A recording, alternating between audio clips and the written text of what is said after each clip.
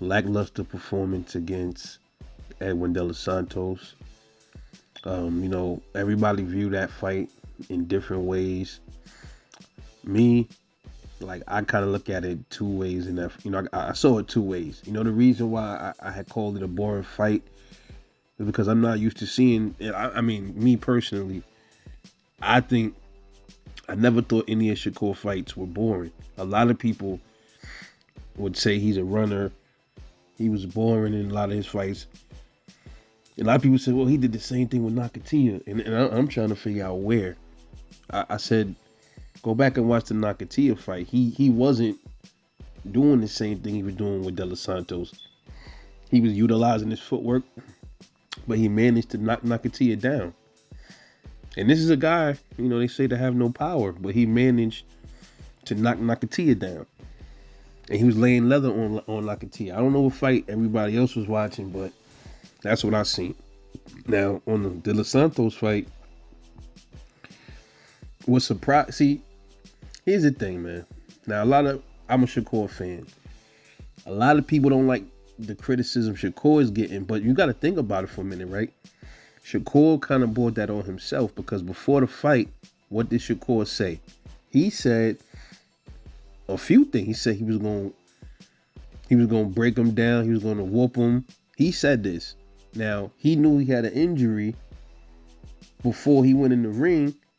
So how could you possibly whip De Los Santos, right? If you had one arm. So he knew this before he fought. Don't tell everybody you're gonna get in there and break him down and dismantle him and hurt him and all.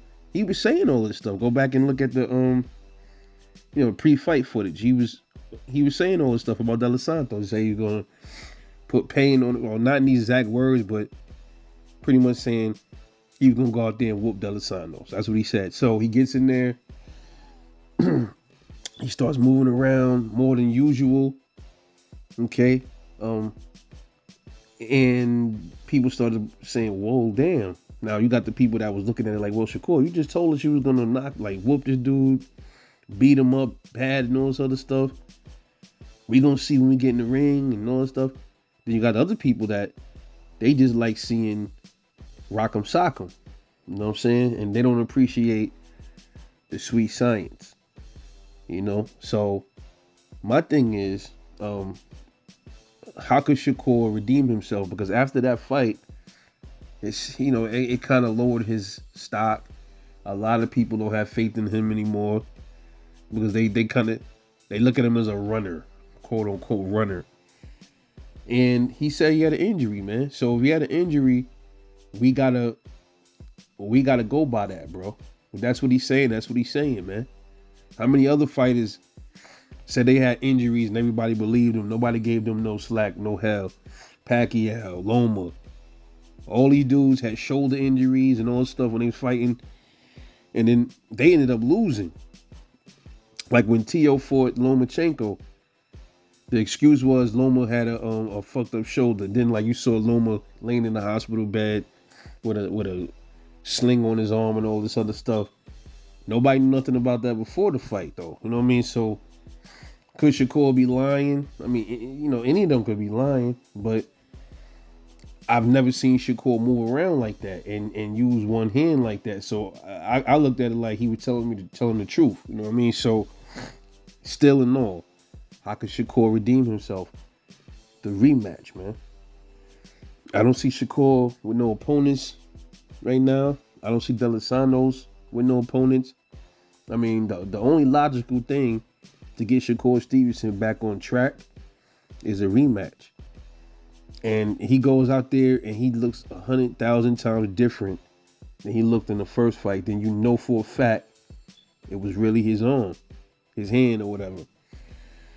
And they were, him and De Los Santos was in boxing each other, and they were kind of welcoming the rematch. Then you heard Shakur's grandfather even say Shakur will run him back with him. So we should be getting that fight, man, this year or something. I want to hear some news about this because I want to see my man Shakur get back on track, man.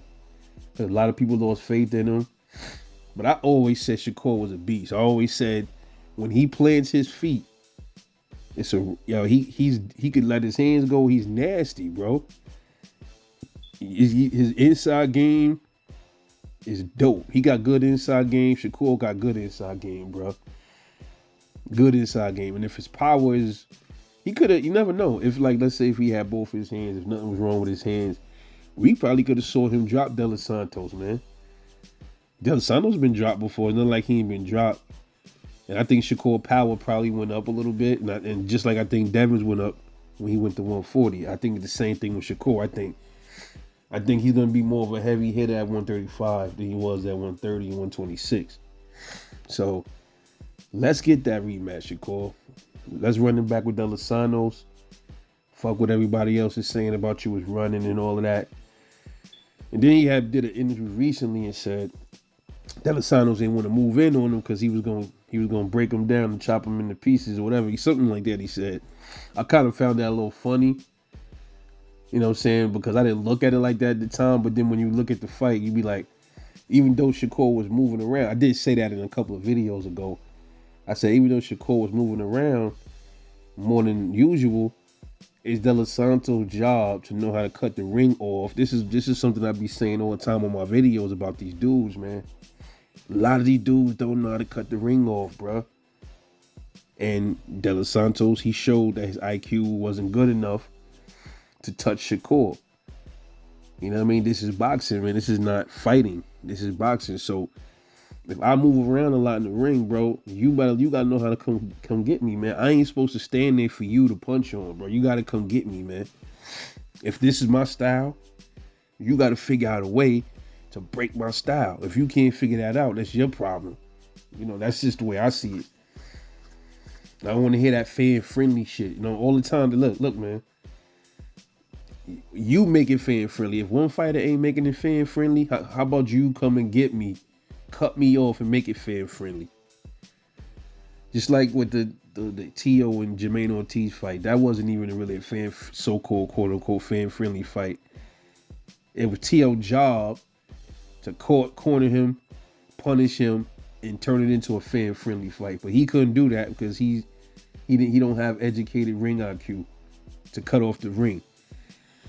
But as far as Shakur, man, he gotta run it back with De Los Santos. That's the only way he can really rebound from this, man. If his next fight is some other shit, like he get a nobody or something like that, that's not gonna help him, man. He gonna need somebody. I don't even want to see him with a different puncher. I want to see him with De Los Santos again, and what he could do with him a second time. He goes in there and cleans De Los Santos' clock. You knew he was serious. And Shakur's back. Let me know what y'all think, man. Drop a comment. Talk to me, man. This is Rebel Life Boxing. And I'll catch y'all later.